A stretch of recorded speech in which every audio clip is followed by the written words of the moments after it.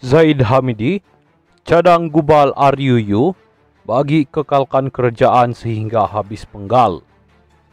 Satu rang undang-undang RUU baharu perlu digubal bagi memastikan sebuah kerajaan yang wujud sama ada menerusi parti yang dominan atau gabungan dikekalkan sehingga akhir penggal. Presiden UMNO Datuk Seri Ahmad Zaid Hamidi berkata, ia bagi mengelakkan sejarah pertukaran 3 Perdana Menteri dan kerajaan bersilih ganti dalam penggal yang sama berulang. Saya ingin menyarankan supaya satu RUU dibentangkan bahwasanya sekiranya sesebuah kerajaan itu diwujudkan sama ada sesebuah parti itu dominan atau gabungan parti itu dominan serta mendapat perkenan yang di-Pertuan Agong, maka ia harus dikekalkan sehingga akhir penggal.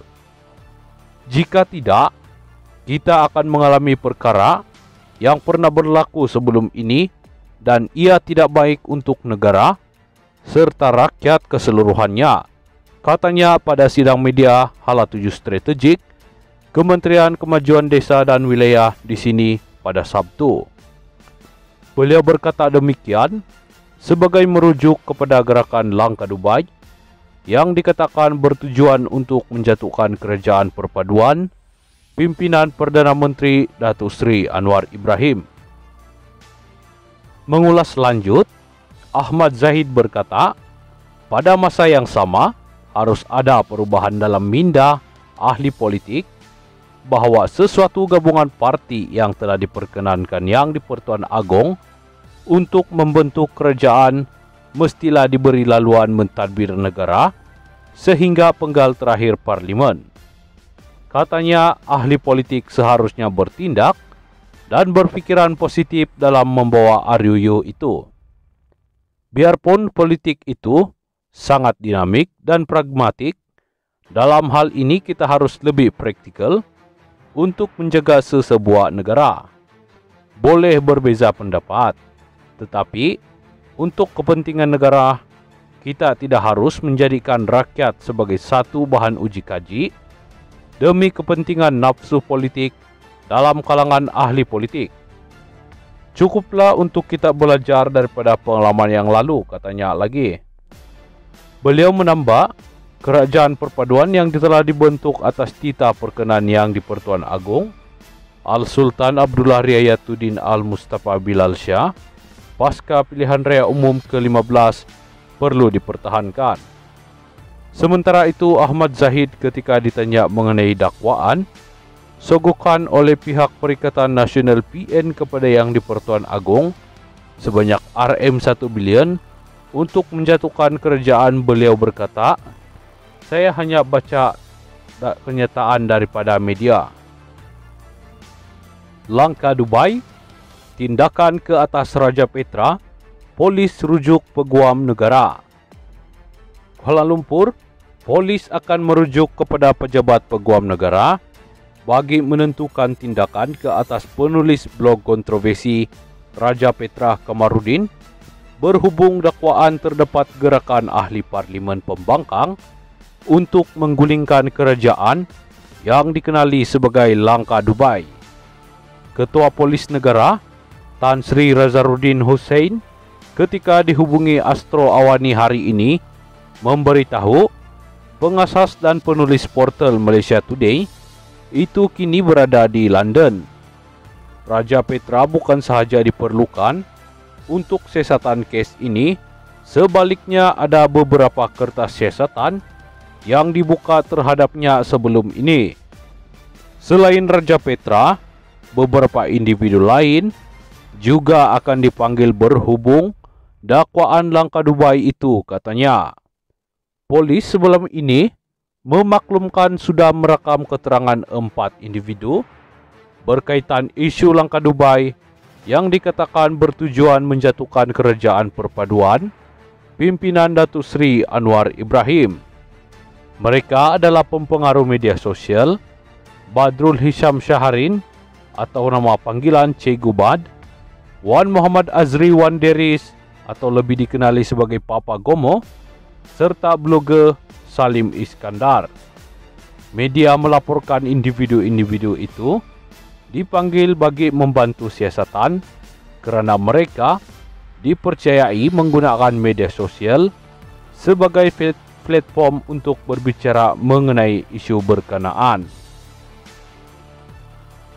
Anwar nampak rileks sahaja. Kalau nak jatuh, dah lama huru-hara.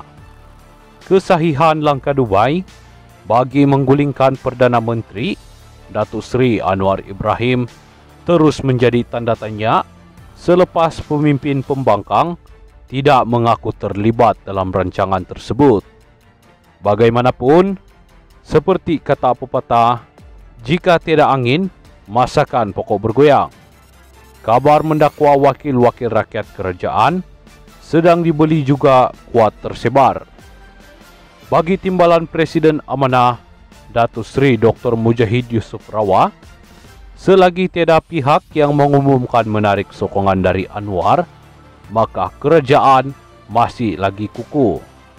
Senator Dewan Negara itu yakin kerajaan baik-baik sahaja, melihatkan Datuk Seri Anwar Ibrahim begitu tenang dan tidak terjejas dengan gerakan mahu menggulingkannya. Kalau saya berpandukan pada kertas kita ada 157 sokongan ahli parlimen. Itu sudah sangat kuat. Itu sudah melebihi dari 2/3 majoriti. Datuk Seri Anwar sendiri nampak rileks dan tenang saja. Kalau betul dia nak jatuh, huru-haralah, katanya kepada Harapan Daily dalam satu temu bual baru-baru ini. Disember lalu, Ketua Setiausaha Politik Premier Sarawak Fazarudin Abdul Rahman mengulangi bahawa gabungan Parti Sarawak GPS tidak berminat menyertai usaha menjatuhkan kerajaan sedia ada. Tegas Fazrudin, seperti yang dikatakan Premier Sarawak Tan Sri Abang Johari Tun Openg, GPS akan terus menyokong kerajaan pimpinan Perdana Menteri sehingga pilihan raya umum akan datang. Mengulas mengenai tentera-tentera cyber pro pembangkang yang terus menyebarkan dakwaan peralihan kerajaan dalam masa terdekat, Mujahid berkata, ia hanya akan menimbulkan kebimbangan yang tidak perlu kepada pelabur-pelabur luar. Selain itu, beliau menyatakan rasa khawatir terhadap pejabat awam yang akan kehilangan motivasi untuk meneruskan perancangan kerajaan disebabkan anggapan kerajaan tidak bertahan lama. Tambahan beliau, kabar tentang kejatuhan kerajaan tidak membawa kebaikan kepada negara, sebaliknya menambah kekacauan dan memberi gambaran kerajaan tidak stabil. Jangan lupa, isu ini akan memperjejaskan pejabat awam. Apabila berlaku isu-isu seperti kerajaan akan jatuh, bayangkan bagaimana motivasi pejabat-pejabat awam kita.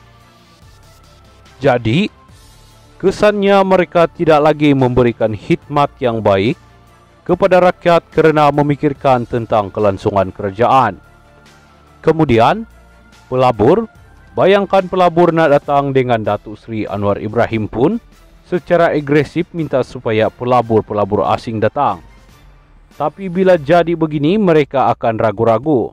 Ini bermakna anda telah menghalau pelabur-pelabur dan anda menimbulkan kebimbangan yang tidak perlu kepada pelabur-pelabur, menyebabkan mereka berkemungkinan akan tarik balik pelaburan mereka, katanya lagi. Malaysia merekodkan pelaburan diluluskan sebanyak RM225 bilion dalam tempoh 9 bulan pada tahun 2023, pencapaian tertinggi dalam tempoh 10 tahun. Menteri Pelaburan Perdagangan dan Industri MITI, Tengku Datuk Seri Zafrul Tengku Abdul Aziz, sebelum ini berkata pencapaian terbaik dalam tempoh sedekad itu menyaksikan sejumlah 89,495 pekerjaan baharu diwujudkan dalam tempoh Januari hingga September tahun ini.